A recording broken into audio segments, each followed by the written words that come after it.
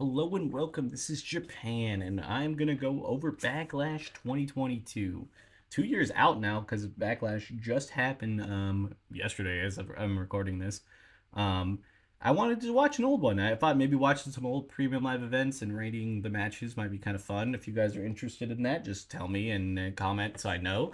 Because I like watching some of the old stuff because it's like some of the context of it, some of the just like oh, I know who's gonna win this maybe because it's based off of like the future, but sometimes you just don't. You could just get a good match because you don't have any parameters other than just watching them go. And right off the bat, we had Cody Rhodes versus Seth Rollins, two guys who've pretty much main evented every premium live event in the last like year and a half. And they showed that this could have been like if somebody had a title, this would have probably been a main event. And I can't wait to hopefully see this at someday in the very near future, maybe even in WrestleMania next year for the title because they put on a show. They really know each other in the ring, it seems, and they really just had a good match. Like it seemed like everything that they were doing just looked really good, really well timed. I thought it was a great match. I know they end up having like three or four of these matches. I think it's three in a row, and then Cody gets hurt, and then they eventually, when he comes back, um, he has another match with Seth Rollins. I could be wrong, but this one was what had been the second one in their trilogy or whatever saga, whatever which way it ended up being. But it was great. I just think like a lot of the moves there and a lot of the just overall like storytelling that they had in the ring was really great. I'm gonna put in the great match. I think it was one of my favorites from this premium live event. It kind of was a shame that it was the starter because it was like everything else after that just had to take some time to get used to because it was just like it wasn't as good. And it went right after or right before Bobby Lashley almost, and Bobby Lashley tried to save this match. He tried to do his best out there, but when you got a kind of a stiff giant like that, it's just hard. Like it just feels hard with those type of guys because it's like they can have squash matches and it looks great, but like when they try to have like a full match with somebody that's a little bit stronger, it's just not it. And I just really didn't like it. I was a little tired also after um Backlash France, so I was like when I was watching this, I was struggling and I felt good right after that. Every other match was like it was just this one that just really wasn't my cup of tea. I'm gonna put it in bad. I don't think I would like put it lower because like I know what the idea behind it, and it seemed like the little bit of storytelling that they told ahead of time, and like the ending, it was like a good rivalry type moment, but it just felt that it fell flat. Even though I think Lashley tried to save it, I don't know. Maybe I'm not a big fan of the Giants in general. I think almost like could be something good, but it's like I feel like some of the matches I've seen, which I haven't seen a ton of his, just I'm just not a fan of. I feel like he needs a little bit more work, and he seems to maybe be getting some work right now, so maybe that will help.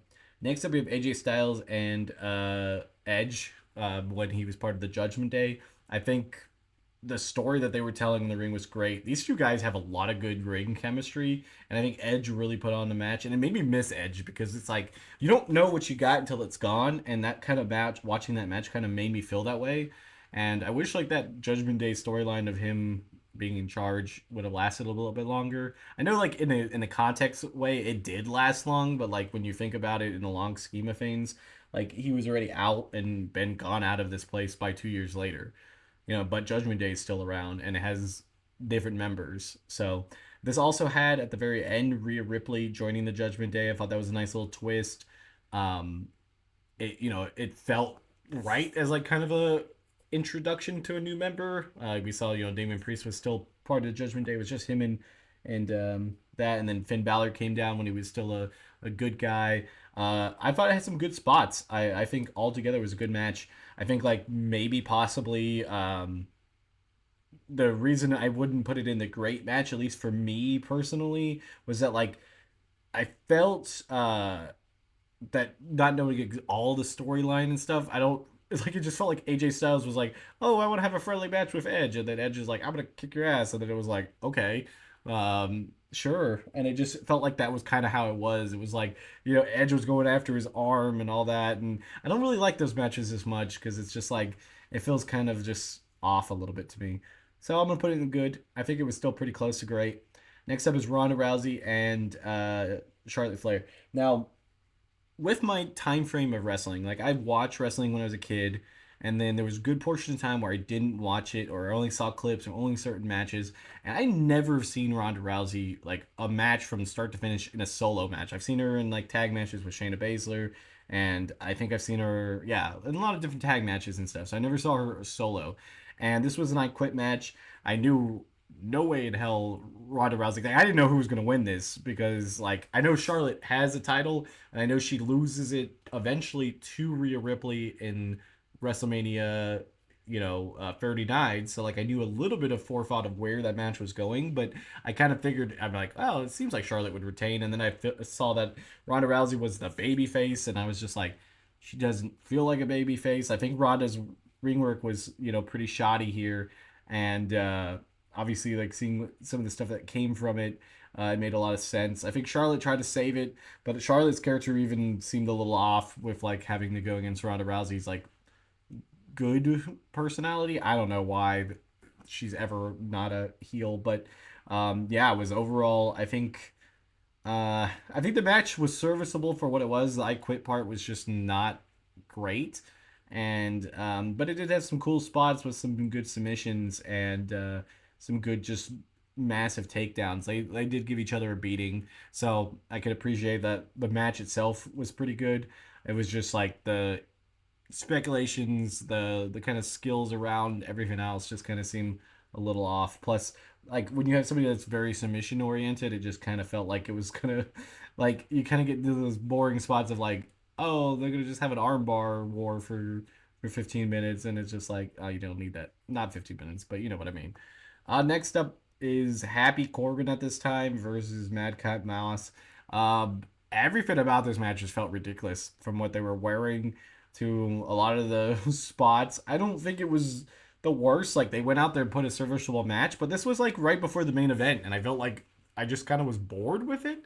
I think they tried. I definitely think they tried and did the match that they could, but for whatever they were allotted and for whatever storyline they were currently in, it just felt not it for me. It's gonna go in the bad category. I felt like with like watching these older matches, I'd have a little bit more hindsight of being like, oh well, because of what it sets up, it will be a better match. No, I just feel like it didn't really help me on that. I mean, obviously some of these storylines are not valid right now. Ronda Rousey's not on WWE probably ever again. Madcap Moss got released. Happy Corbin just got back to, or like Baron Corbin got just back to the main roster. So, yeah, some of these stories would have, it just feels weird that they were like in there. Next up, we have a six-man tag match. It was the Bloodline versus Matt Riddle, or RK Bro versus with Drew McIntyre.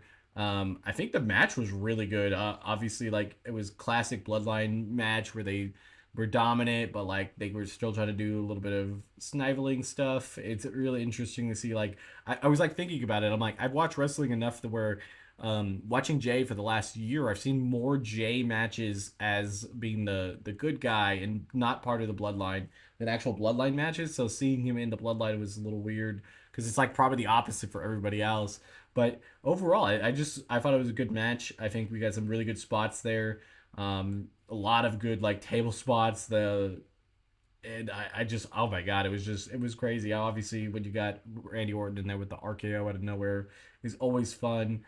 Obviously, the Tribal Chief was not going to lose there, and it felt like that though. Like it felt like he wasn't going to lose, but like you had some inkling that like something could happen. Like one of the other two might get pinned or something, and I think altogether, I think it worked out. I think the match itself was pretty solid. I'm gonna put it in the great category. I think the spots in there were really good, and it just felt like a very good classic Bloodline match. I could definitely see possibly these being very close to each other. Like if somebody swapped it out, and said this match was better than that match, I could probably be talked into it, but they were pretty close. I still think this was the best match of the night. It was kind of weird that it was the opening match, but hey, it happens. But hey, if you guys want to see more of these videos, just suggest a pay-per-view down at the bottom.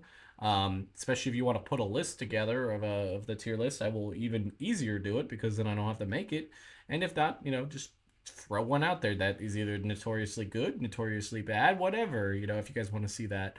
And yeah, I have my GM series. It should be on This week will be different, but it should be normally on Mondays. This one might end up coming out on Tuesday just because of the heavy Backlash schedule of the review, and then I want to get this up there pretty close to Backlash too.